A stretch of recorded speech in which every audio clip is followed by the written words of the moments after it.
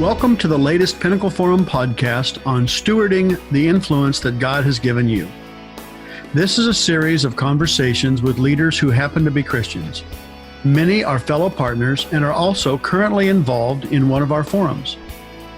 As leaders in our fields, we gain influence. We may think that our influence came because of our intellect, our looks, our luck, our personality, and it's for our own use. The reality is that God grants this for us to use in the advancement of His kingdom. These are the stories of people who are learning how to use that God-given influence in service to others and ultimately to God. We trust these will encourage you as you steward your own God-given influence. Now on to our discussion. My guest today is my old friend Morgan Boardman. Morgan's got an interesting background. You're going to love hearing about him, and you're going to love hearing about the work that he does. Welcome, Morgan. Hey, thanks, Chuck. It's good to be a part of this podcast today. Morgan, how long have you been a part of Pinnacle Forum?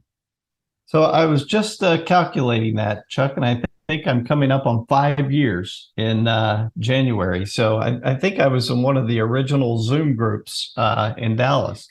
Well, that's almost long enough that it would become a habit, right? Yeah, I think so. It's a good habit. It's a good habit. And that's a good group. Yes. Love our group. Morgan, give me a little bit of background on yourself. The Morgan Boardman, the early days.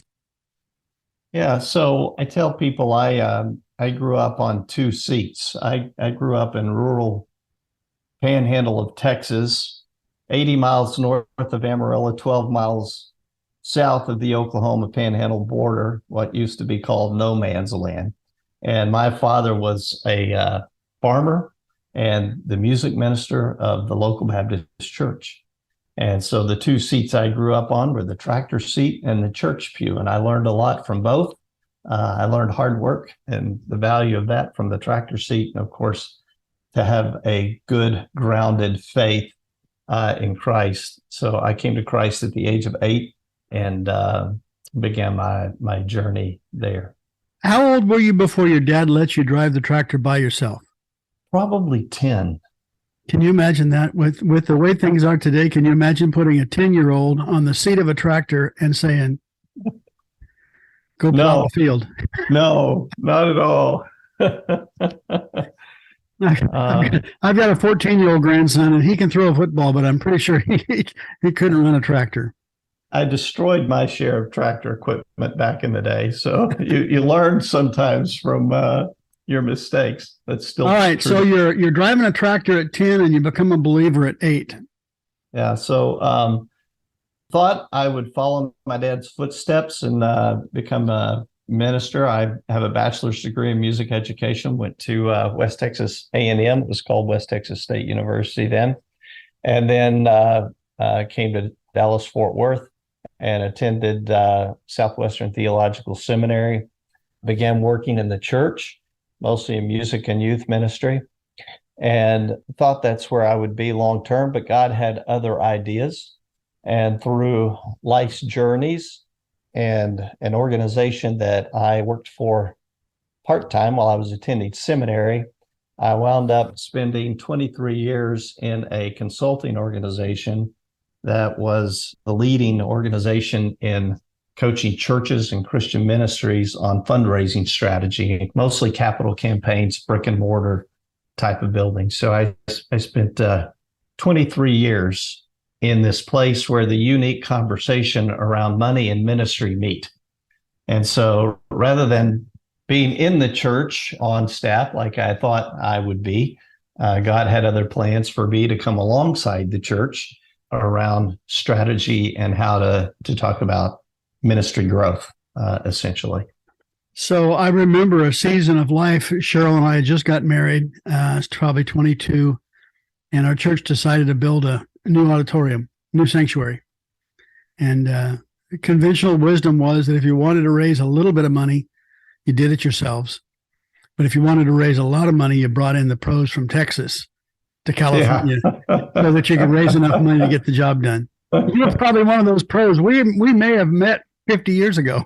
Well, Maybe not 50 years ago, but maybe the last 30, that could be possible. So Yeah. 23 years as a consultant, raising money to build churches. I'm a slow learner. It took God 23 years to teach me what I needed to learn for what I'm doing today. So after that journey. So wait a minute. What did you learn that you needed next? I saw a lot of incorrect thinking around the conversation around where money and ministry meet. And I also found that it was a very uncomfortable place for a lot of churches and ministries. And so I think getting comfortable with the idea that nothing happens in ministry without money, and how to have that conversation in a way that is not unhealthy or disruptive, but actually connects the joyous response of giving to the person who has much blessing to give, and to the one who needs that blessing, and connecting those two. I think that was the journey that God led me on.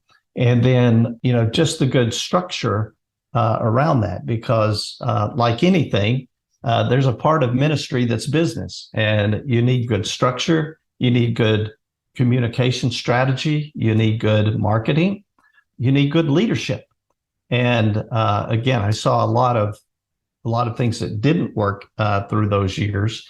And that was part of what we did, was we brought that infrastructure, that good marketing strategy, and helping organizations talk about their mission in a way that resonated with those that could support it. Interesting. Okay, so what's next? 23 years of learning how to blend the conversation about ministry and money. Yeah. And so I felt like God was leading me to something else. The company had moved from its original founders and was going some different directions. And I felt like God was tugging at my heart that it was time for a change. And as I began to pray about that, I really felt like the Lord was leading me to be back in a ministry, not in the consulting world. And so my key requirements, really from my early days, and I told you about my early days growing up in a good, healthy environment, which I don't take for granted at all, and evangelism. So, from the time I was a junior high kid, I was that kid that was trained in the evangelism explosion model, where we would go around knocking on doors and asking people if they knew where they were going to spend eternity. If you were to die tonight. If you were to die tonight, do you know where you'd spend an eternity? So that, I was that kid in junior high that was trained to do that. So even from my childhood, I had a passion for people to know the Lord. And so I wanted to be in a ministry where evangelism was very much a part of the overall mission. And I began to pray. I began to seek God in that. And the Lord brought to me a medical missions group. And I immediately said, no, I don't know anything about this. I don't think that's right for me. And I pushed it away. And then the Lord brought me another one, medical missions. And I said, no, a different one. And I said, no, I don't know anything about this. And I pushed it away. And both times I pushed it away, it was really because it didn't seem to be fitting that passion for me for sharing the love of Christ. And the third time it happened, I said, okay, Lord, I think you're trying to get my attention. And I met Rick Allen, who's the CEO of MedSyn. And Rick showed me a picture. And I'll just describe the picture since this is a podcast and you can't see it, but the picture was of a healthcare missionary in a Muslim majority world where there were a number of Islamic ladies around her, all holding her certificate because she had been teaching them basic community healthcare. They represented 15 different villages that they had come from to get to where she was. And she's a Christ follower. A physician's assistant was her profession by trade. And she just gained access to those 15 villages to be able to share not only meet physical need, but to share the love of Christ. And the light bulb at that moment came on for me that the healthcare missionary, whenever you place them in an environment like that, doesn't have to go look for somebody to tell about Jesus. They come to they're a magnet, on the rumor that someone is coming, there's a line out the door. And whether that's in a rural setting, like the example that I just gave you, or a mission hospital in Africa or in Asia, there's an endless line of need. So, the World Health Organization tells us there's 4.5 billion people in the world who don't have adequate access to healthcare. The missiologists tell us there are over 3 billion people that are unreached. Well, guess what? The 3 billion are in the same places for the most part where the 4.5 billion are. So when you drop a medical missionary into that environment, there's immediate opportunity to meet not only physical need, but open the door for spiritual conversation. Let's go down a rabbit hole here. This will be a biblical worldview. Why do you think it is that the 3 billion people that have never heard about Jesus are the biggest part of the 4.5 billion who don't have adequate health care? I don't know that I've pondered the question, why is this the case? And of course, I'm reminded when I go to other parts of the world and I see the poverty and I see the need, or I do Zoom calls with our missionaries, even like we're on a Zoom right now. And I see just Chuck, we've got a picture of this, a rural area. I believe it's in one of the African countries. I don't remember which one it is. And it's a refugee kind of area. And there's a mother who is laying in the dirt, obviously not well. And her little girl standing behind her as she's holding her mother's IV bag, as a doctor is trying to meet the need of the mother, and the little girl holds the IV bag for her mother as she's being cared for, laying in the dirt in a rural place, like this in Africa.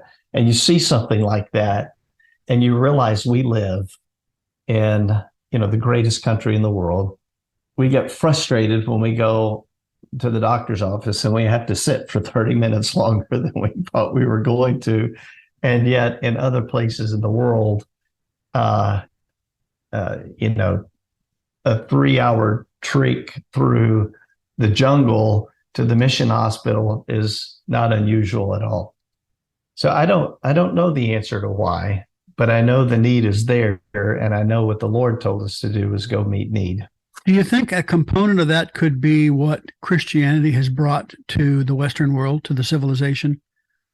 Absolutely. No, think about even healthcare in the early days of this country's establishment. Our country was established upon a Christian worldview, and inside of that, meeting physical need was a huge part of the early establishment of hospitals here in our country. I've heard the number that 80% or more of hospitals in this country began as a Christian ministry. So then if we were to extrapolate, what would be the difference? Why are the people who have never heard the name of Jesus the same group of people who live in abject poverty and don't have access to medical care? I think it's a coincidence of the Christian heritage bringing hospitals and doctors and universities. And, we forget that those hospitals, universities, science, all sprang out of a recognition that God created the earth and it's orderly and we can discover it. We can learn about it. It's interesting, Chuck, because you can actually take this all the way back to Rome at, the turn of the centuries immediately following the life of Christ and the plagues. And there are books that are written about this, articles, books written around the Christians who stayed in Rome during the plagues and cared for the people while the leaders were fleeing the country. And it was the Christians who stayed and met physical need, even to the extent that they lost their own lives caring for those in need. And of course, you take it from there all the way back to Jesus, right? It was what Jesus did. He met physical need and he shared about his Father's kingdom. Well, the realization that we have inherent value because we're made in God's image is why we would care. It's why we would find abortion abhorrent. It's why we would care for people who don't have care, because we realize they're created by God in his image and valuable to God. They are his image bearer. And our Savior gave us one job: love them and tell them about me. So anyway, sorry for the rabbit hole. So you met the founder of MedSend after pushing away 2 other medical missions groups, and finally you're thinking, maybe God's trying to tell me something. Yes. So that was 6 years ago that I joined the team at MedSend, and I told you the evangelistic part of why I'm here. Mm-hmm. But I also, saw a ministry, MedSend, is this wonderful ministry that's been in existence for 30 years. But for about the first half of that, the ministry was in the founder's basement as his retirement project. So only for the last 15 years has really MedSend began to put some infrastructure around the work that we've done. And Rick Allen, our CEO, he's not the founder, but the CEO, followed the founder and began to put some infrastructure around the ministry. He has a fantastic story himself. So whenever I looked at MedSend, I saw an organization with a great mission of meeting human need and advancing the gospel. But I also saw an organization that was incredibly structured in a good way, a strong board, a visionary leader, and everything right about looking to the future and where God could take this ministry. And so it has really been a joy to be a part of this ministry for the last 6 years. So what exactly does MedSend do, Morgan? Yeah, so MedSend, we're real easy to understand, Chuck. We raise money and we give it away. Okay. to support and fund medical missions. So in some ways we operate similarly to a foundation, but we're not. We're a 501c3. So MedSend was founded 30 years ago on after some research was done on a decline in long-term healthcare missions. And I won't go into the long story behind that, but the problem that was uncovered was student loan debt. Educational debt was keeping a doctor, for example, from leaving and going to the mission field. So what was happening, someone felt called to missions. They said, I'll go work, I'll pay off my debt, and then I'll go to the mission field. And they weren't going. They got the family, they got the practice, and they just never went. Mm-hmm. And so MedSend was founded to take the obstacle of student loan debt off the table so healthcare missionaries can answer the call. So 30 years now, over 700 healthcare missionaries have been funded to over 100 countries, about half of those going into countries we would call the 1040 window or primarily unreached areas. That was the founding and what launched our ministry. So we give grants in 4-year increments. We ask for a 4-year commitment. Those grants are renewal every 4 years. And as long as a healthcare missionary, a doctor, a nurse, a dentist, a physical therapist, even a veterinarian, it's a pretty broad definition for us. As long as they are serving, we are covering their student loan debt. Now, if they come off the field, we'll give it back. So covering, you're making their payments, or you're just making lump sum paying down the debt, or what? We're making their payments. We cover the payments. So we have completely paid off the student loan debt of about 200 that have stayed out long term. And so they continue to serve, they continue to renew every 4 years. And that's the highest priority of our board, is to continue to fund those who serve long term. We believe that's the greatest life transformation that can happen when someone serves long term. So we've had several that have served 20 years or more and are still serving. So what do they average when they come out of college in student loan debt? Today, that's I'd say average is 200 to 250,000 for a physician. And that's not a 30-year mortgage. That's a shorter term, so it's a bigger payment. Right.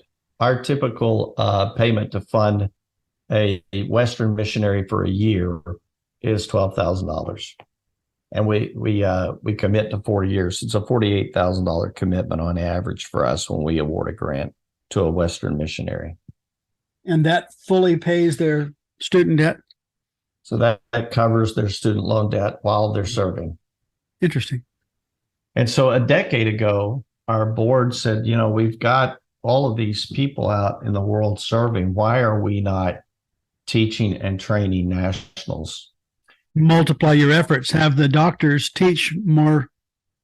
Yeah, have those who are out there teach, Africans and Asians. We're doing this in Africa and Asia, where we teach Christian nationals. And so everything we do in partnership. For the Western missionaries who we're funding to go and serve, we do that in partnership with over 50 sending agencies here in the U.S. For the National Scholars Program, we partner with several strategic mission organizations who are teaching and training doctors in their countries in highly advanced programs, residency programs like we see here in the United States. And so to be accepted for one of those grants, number one, you've got to be a national. You have to live in the region. So you're an African or you're an Asian in the region where we're doing training. You're a Christ follower. You've already become a doctor in the context of the country that you're in. You've met the country requirements. And you would like to have advanced training and see yourself on mission for Christ. So we look for those kind of qualities to accept a national. And then we train African doctors for the African people, Asian doctors for the Asian people in their country.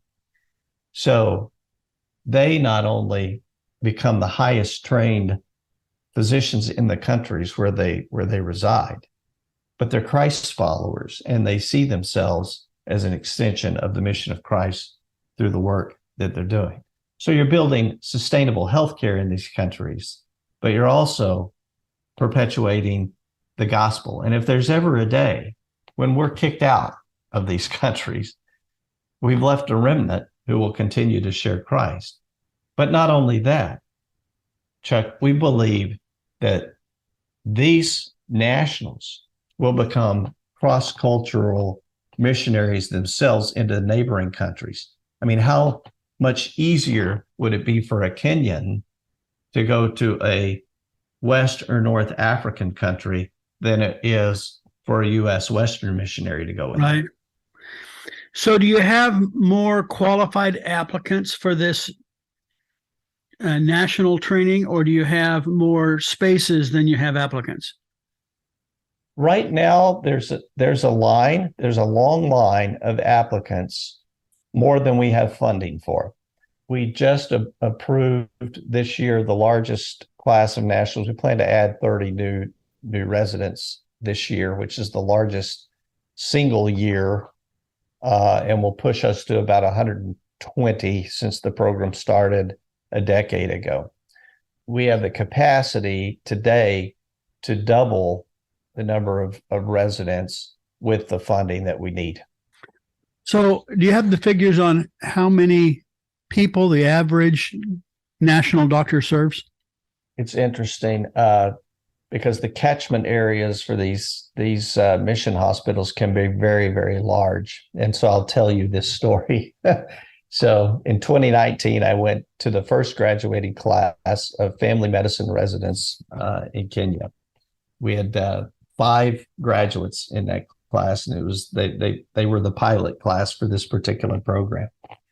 And if you've ever been to Kenya and to parts of Kenya and gone out to the Masai Mara on safari, or seen the Maasai people, sometimes they're called the jumping tribe, right? They jump real high and they've got their very colorful garments on. And so I meet a young man by the name of Hillary. who's one of the graduates of this class. He's Maasai. So he comes from the Maasai villages. He's a Christ follower. He comes into the mission hospital where he's trained, graduates, and say, well, what are you going to do next? He says, I'm going back to serve the Maasai people. And so I said, well, I mean, how many doctors are there? He said, well, there's witch doctors, but I'll be the only doctor serving about 200,000 people. So in a tribal setting, and that's actually probably a very small catchment area compared to some of them, but one doctor serving a tribal area of 200,000 people. Oh, there's 250,000 people in my hometown of Modesto. Yeah. I'm sure there's more than one doctor. Yeah. With two huge hospitals, there's at least more than one doctor. That's a lot of work. So how many are in the program this year? So this year we have 60 national scholars that are in residency. And as I just mentioned, we plan to add 30. That's thousands and thousands and thousands of people impacted.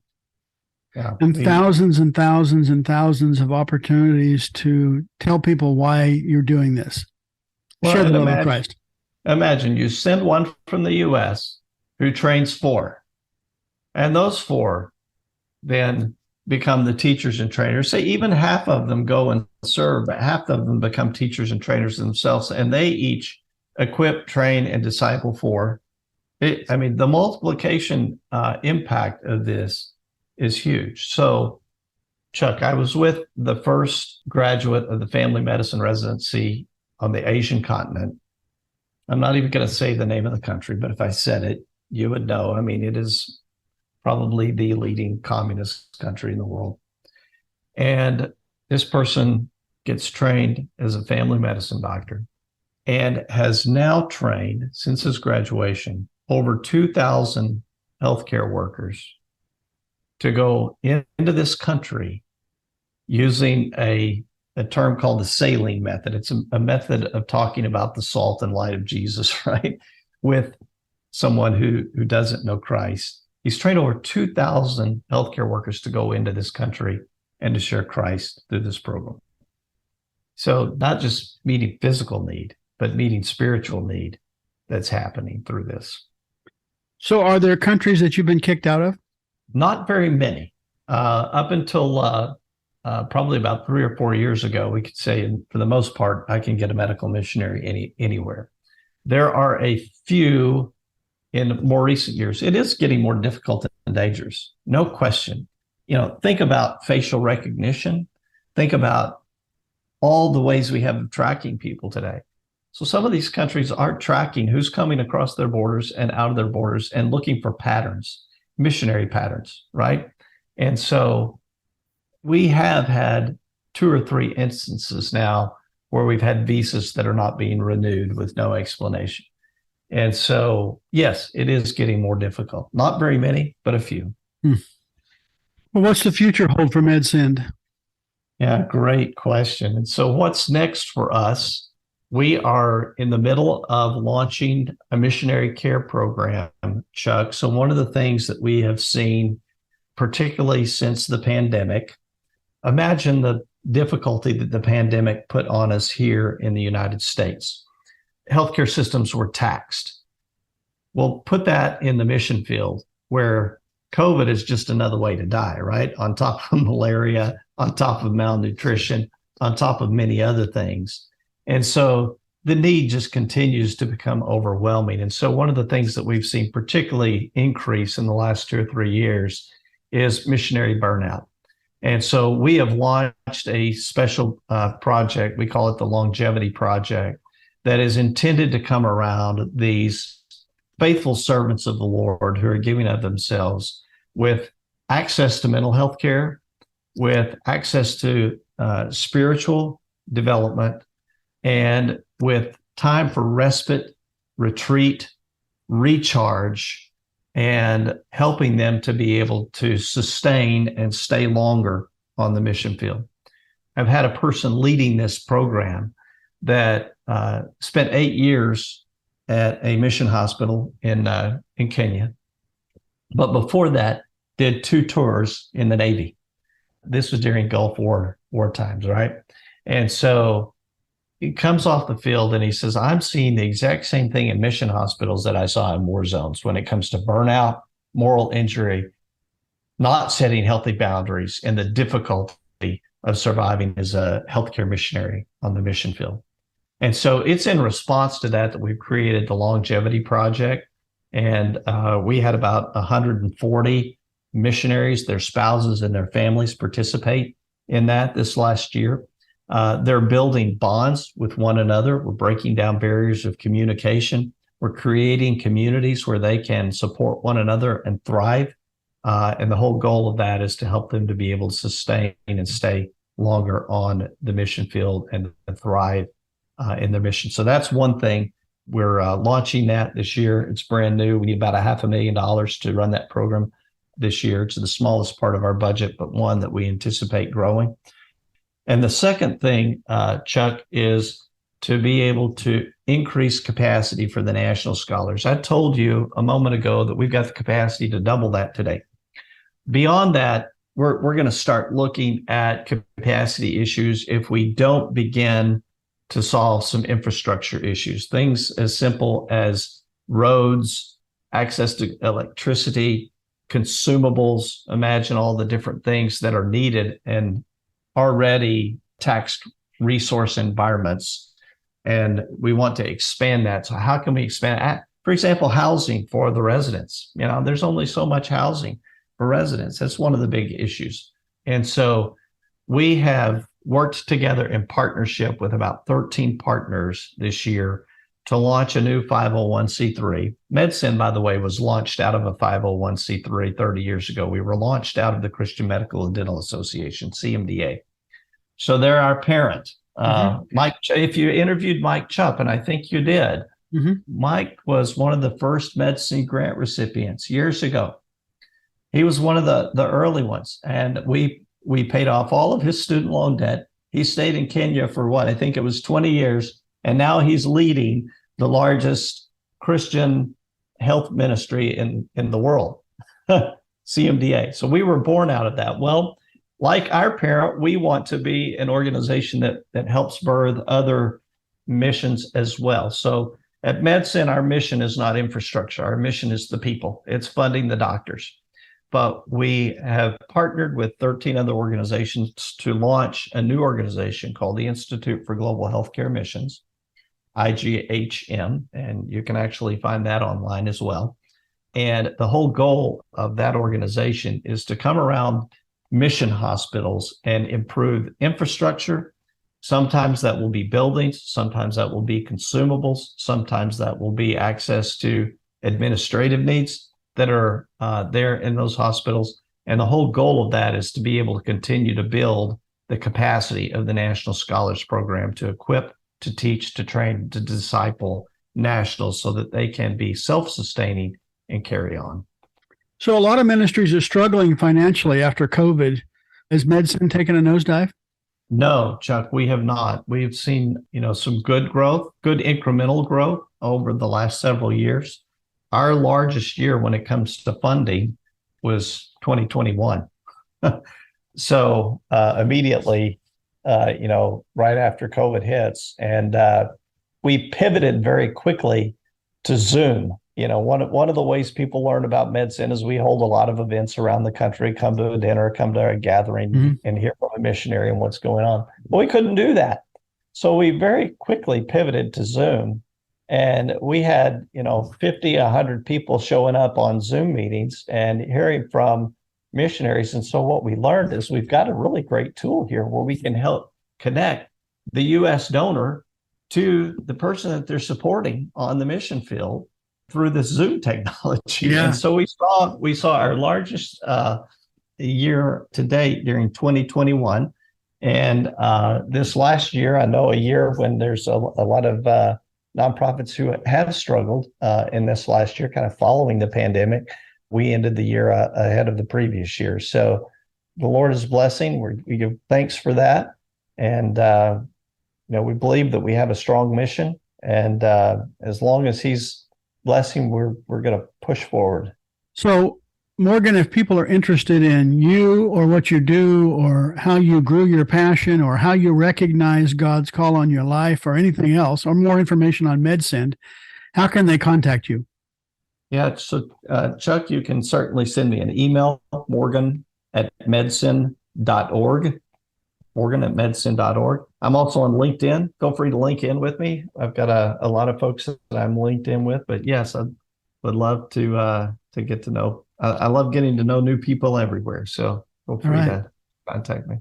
Well, thank you for giving your life to preserve the health of people that you'll probably never meet. You could be out raising money for yourself. Since you know how to talk about money, instead you're raising money for MedSend to get doctors to go out into the mission field and share the love of Christ. That's amazing. It's rewarding. Thank you very much for being my guest today. I always end with, from all of us to all of you listening out there somewhere, thank you for listening. We trust that the stories of our Pinnacle Forum partners and how they are living out their Ephesians 2:10 call, doing the work that God created for them to do, are an encouragement to you as you steward the influence and do the work that God has called you to do. And Morgan, you're certainly a prime example of an example that we can follow. So thank you very much, and God bless. Thank you for listening.